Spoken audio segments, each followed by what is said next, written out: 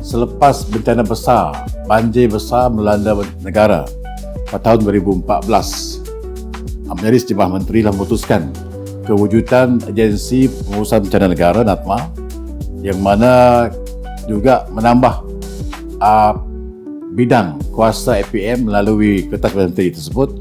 Kita ditugaskan sebagai Sekretariat Pusat Bencana peringkat daerah dan peringkat negeri, dan peringkat persekutuan pusat diambil alih oleh pihak NATMA. Kerana banjir besar ketika itu telah memutuskan perubahan pengurusan bencana pada waktu itu. Dan selepas tahun 2016 tersebut, pengurusan bencana peranan tugas APM ini berubah sedikit daripada pasukan yang terlibat secara respon ataupun pasukan utama. Kita melalui dua tugas yang berlainan. Satu sebagai pasukan di lapangan, yang kedua sebagai sekretariat pengurusan untuk penyaras koordinasi di peringkat daerah atau peringkat negeri. Pertama kalinya anggota kami, pasukan kami ditingkatkan latihan yang sentiasa bersedia sesuai dengan moto kami dan juga tentang logistik kami. Kami sediakan supaya boleh beraksi, boleh memberikan respon yang baik jika berlakunya satu bencana.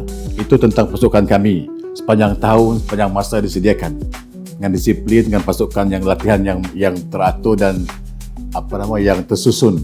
Panjang tahun ini kita telah mengenal pasti. Satunya, kita kenal pasti dahulu tempat-tempat yang memang terjangkakan prone disaster area, khususnya flood disaster lah. Tempat-tempat tentu itu kita latihan selain untuk kita mengenal pasti masalah situ, dan kita tahu masyarakat di situ mengambil tahu apa yang perlu dilakukan semasa bencana. Dan untuk masyarakat keseluruhan negeri Sarawak, kita sepanjang ini telah melatih 20,000 penduduk untuk yang kita kenal pasti, untuk mereka bertindak awal sekiranya berlaku bencana melalui latihan setempat dan latihan leader ataupun program leader kita. Dan itu menjadikan kita sebagai melalui direct touch, tapi melalui media sosial, media terkini setakat ini, kita melalui pelbagai kaedah, kita melalui perhubungan awam kita untuk terus menekankan tindakan-tindakan awal yang perlu diambil oleh masyarakat jika berlakunya sesuatu bencana atau kecemasan. Selebihnya kita bekerjasama dengan pihak media lain, khususnya penerangan, pihak-pihak RTM, apa-apa media lain yang boleh memberikan info-info tertentu kepada masyarakat sekitar kita. Kebanyakan di Sarawak yang menjadi isu hangat, isu besar kita banjir, selain daripada kebakaran rumah panjang serta kebakaran tanah gambut. Itu antara isu-isu yang ataupun kejadian yang kerap berlaku menjadi satu tumpuan kerajaan negeri, khususnya pemimpin kita, untuk menyelesaikan masalah tersebut. Dan banjir di Sarawak ini, seperti mana kita tahu, Sarawak negeri yang besar dengan pelbagai kekangan geografi dia, dan kita telah mengenal pasti beberapa tempat yang sering berlakunya banjir. Asal berlakunya sesuatu hujan, satu perkara yang lebat, dah fokus ke arah itu. Pertama sekali, jika kita diarahkan untuk berpindah, kita tidak perlu untuk menunggu air terlalu besar. Peranan kami di lapangan, saya nak share satu benda, kita kalau boleh, semua orang yang boleh bergerak sendiri, pindah dengan sendirinya lebih awal. So, dengan kerjasama semua pelbagai agensi, kita kena berpindah seawal yang mungkin. Setelah diberikan oleh pihak kami di lapangan, banjir akan berlaku dan kita perlu pindah untuk mengelakkan panik di masa perpindahan berlaku. Itu penting. Met Malaysia mengeluarkan amaran kuning. Patutnya sebagai rakyat Malaysia khususnya di Sarawak ini, kita kena dah tanam musim bulan November hingga 10 Mac, pengisytiharan musim MTL, monsun timur laut, oleh pihak Met, oleh kerajaan kita. Dan kita telah ambil itu sebagai satu masa-masa berjaga-jaga sekarang ni. Masa-masa yang perlu kita tahu. Hujan, sebelum hujan ni sekarang kita dah kemas barang-barang kita yang penting, yang boleh kita bawa bila kita pergi atau pindah ke mana-mana. Simpan tempat yang selamat untuk kita mudah di hari yang berlaku nanti kita boleh bergerak agak senang, mudah untuk bergerakkan. Jangan cuba-cuba meredah air yang paling deras yang walaupun nampak boleh lalu tapi kita tak tahu apa yang berlaku di hadapan. Pertamanya dikeluarkan amalan hujan kuning, yang kedua jingga, yang ketiga merah. Yang pertama tu kita bersedia yang kuning untuk kita mengetahui kerana hujan tu boleh jadi lebat, boleh jadi tak lebat. Dan tetapi saya katakan tadi, jika amaran dah dikeluarkan semalam, pihak kami telah mengeluarkan satunya kepada pasukan kami di bawah, keduanya kita share di beberapa grup-grup kita, dan jika di situ hujan berlaku lagi dan masyarakat dan kami bersama masyarakat serta semua kita kena ambil peduli.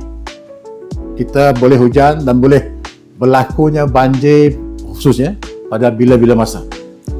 Walaupun mungkin cuaca bagus, cuaca sederhana, sebelum ditarik balik oleh pihak Met, hujan masih boleh berlaku. Itu yang pertama, yang bersedia tu. Yang kedua, amaran jingga seperti yang dikeluarkan oleh pihak Met, hujan makin bertambah lebat dan kita perlu berjaga-jaga untuk satu untuk masyarakat, dua untuk pihak kami sebagai agensi.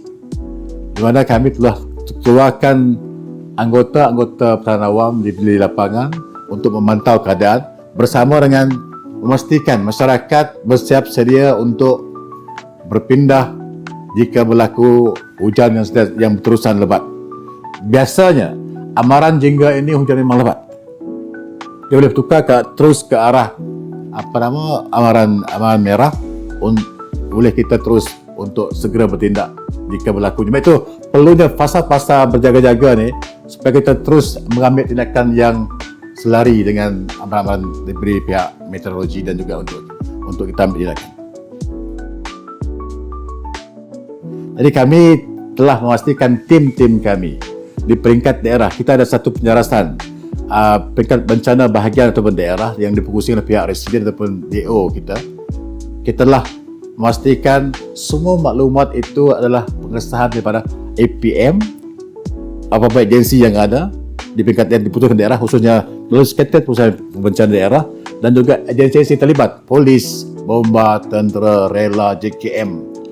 Kejayaan dia adalah memerlukan kerjasama semua orang, khususnya masyarakat.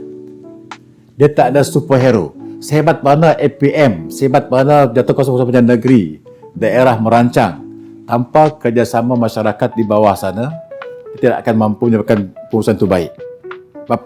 Akhirnya, yang dapat yang perlukan sesuatu ialah masyarakat. Sebab itu kerjasama masyarakat bila mereka diperlukan, dinasihatkan, diarahkan untuk mengikut arahan berpindah khususnya di bencana banjir, mereka perlu mengikut itu tanpa perlu banyak persoalan.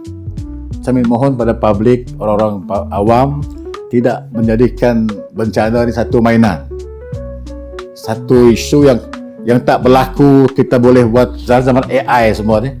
Kadang-kadang dia menyusahkan kami, membuang masa untuk kami mencari respon benda yang tak betul.